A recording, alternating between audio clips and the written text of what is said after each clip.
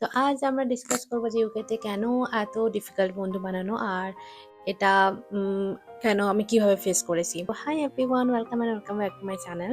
তো প্রথমেই এখানে বন্ধু বানানো এতটাই কঠিন কারণ এখানে সবাই খুবই ব্যস্ত থাকে, সবাই দুটো তিনটে জব করছে আর জবের টাইম ডিফারেন্স। আপনি আপনি যখন ডিউটি করছেন তখন আপনার ফ্রেন্ড বা কালিগ হয়তো ফ্রি অফ ডে।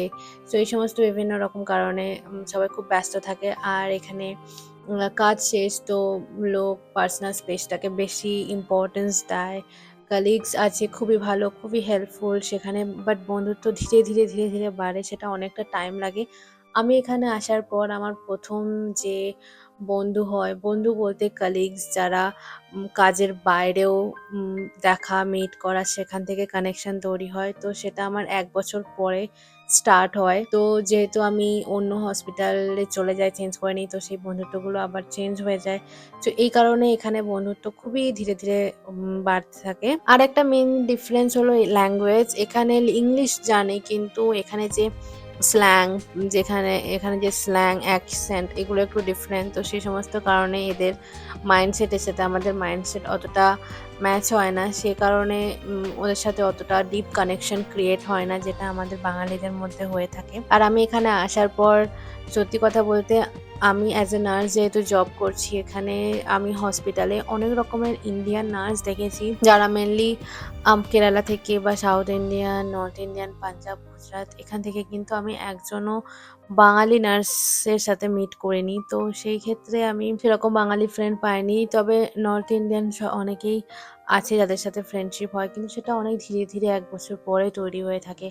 আর যে মেন কারণটা হলো এখানে সবাই খুব পোলাইট অ্যান্ড রেসপেক্টফুল, পার্সোনাল স্পেসটাকে অনেক ইম্পর্টেন্স দেয়। তো ডিউটি শেষ তো তারা তারপরে অতটা ক্লোজ ফ্রেন্ড হিসেবে, কখনো কখনো এমন দিন আসে যে যখন আপনার খুব কারোর সাথে কথা বলতে ইচ্ছে করে, কিন্তু এখানে কেউ নেই সেরকম যার সাথে আপনি কথা বলবেন। প্রথম আমি যখন এখানে আসি ১ বছর খুবই ডিফিকাল্টি ফেস করতে হয়েছিল। যখন আমি আমার অফ ডেজ থাকতো, এখানে অফ ডে কন্টিনিউ ২-৩ দিন ধরে হয় আর ২-৩ দিন কন্টিনিউ কাজ করতে হয়। তো যখন আমার অফ ডে থাকতো তখন আমি রীতিমতো ২-৩ দিন উইদাউট কারোর সাথে কথা বলে কাটাতাম। যখন বাড়িতে ফোন করতাম বা বন্ধুদের ফোন করতাম তখন সেইটুকুই কথা বলতাম, বাকি টাইমে একদমই শান্ত।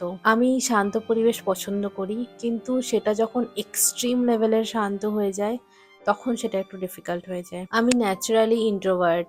আমার শান্ত একা টাইম স্পেন্ড করা এগুলো খুবই ভালো লাগে। কিন্তু এখানে আসার পর এতটাই শান্ত পরিবেশ যে সেই এক্সট্রিম লেভেলের কামনেসটা আমার অতটা পছন্দ নয়। কোনো গাড়ি ঘোড়ার আওয়াজ নেই, কোনো জানলার দিকে তাকালে কোনো মানুষজন নেই। তো এই যে সিচুয়েশন গুলো এখানে ফেস করতে হয় খুবই ডিফিকাল্ট হয়ে যায়। আমি যে কোহোর্টে এসছিলাম, যে ব্যাচের সাথে এসছিলাম, এখানে একটা ব্যাচে ট্রেনিং হয় যখন প্রথম নার্সরা ওভারসিজ থেকে আসে এখানে। সেই ব্যাচে ম্যাক্সিমাম কেরালা থেকে ছিল, আর যারা অলরেডি একে অপরকে চেনে, একই কলেজে পড়েছে, ছোটবেলা থেকে বেস্ট ফ্রেন্ড, এরকম সব লোক এসেছিল।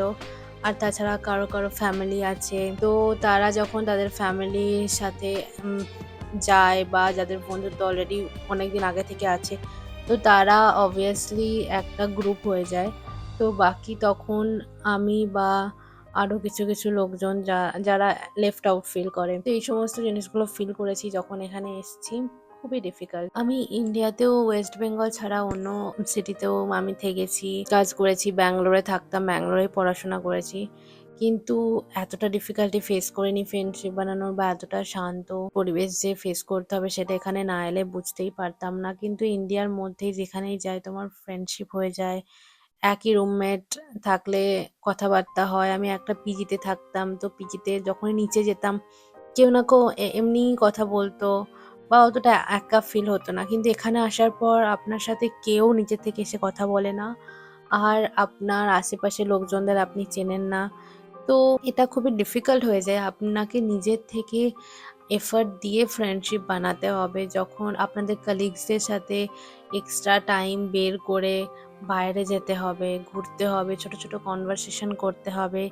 এই সমস্ত জিনিসগুলো করলে তবে চেনা চেনা জানা বাড়ে, দেন বন্ধুত্ব তৈরি হয়। আর ধীরে ধীরে ফির একটা গ্রুপ বা কমিউনিটি ক্রিয়েট হয়। বাট আমি যেহেতু ইন্ট্রোভার্ট, আমার অতটা সোশ্যালাইজেশন পছন্দ নয়, তাই আমি একা একা থাকতে পছন্দ করি। কিছু হবিজ আছে সেগুলোকে আমি ফলো করার চেষ্টা করি। তো এইভাবে এখানে অ্যাডজাস্ট করতে হয়। তো অনেকেরই এটা মনে হতে পারে যে বাইরে আছে, বিদেশে আছে, ইউকেতে আছে, লন্ডনে আছে, তো লাইফ খুবই গ্ল্যামারাস, খুবই ভালো জায়গায় আছে, অনেক টাকা ইনকাম করে। কিন্তু আসলে এটার ডার্ক সাইডও আছে, যেগুলো অনেকেই জানে না। তো আমি এই ভিডিওগুলোর মাধ্যমে, আমার আপকামিং ভিডিওগুলোতে আমি ডার্ক সাইডগুলো শেয়ার করার চেষ্টা করব, যাতে সবাই ভালোটার সাথে সাথে যে খারাপ দিকগুলো আছে সেগুলোও জানতে পারে। আর এখানে এসে একটা জিনিস আমরা খুবই ভালোভাবে জানতে পারি, যখন আপনার কোনো ফ্রেন্ড হয় বা আপনার কোনো চেনা জানা কেউ এখানে তৈরি হয়, তার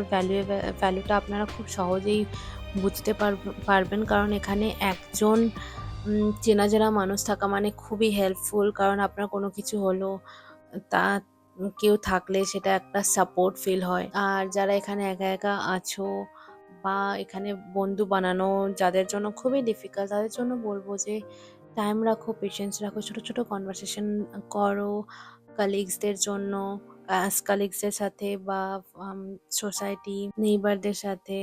আর আলাদা টাইম বের করে তাদের সাথে কাজ বা ডিউটি ছাড়া অন্য টাইমে তাদের সাথে মিট করো অ্যান্ড টাইম স্পেন্ড করো। এইভাবেই বন্ধুত্ব তৈরি হবে, আর এটা ভবিষ্যতে খুবই হেল্প করবে।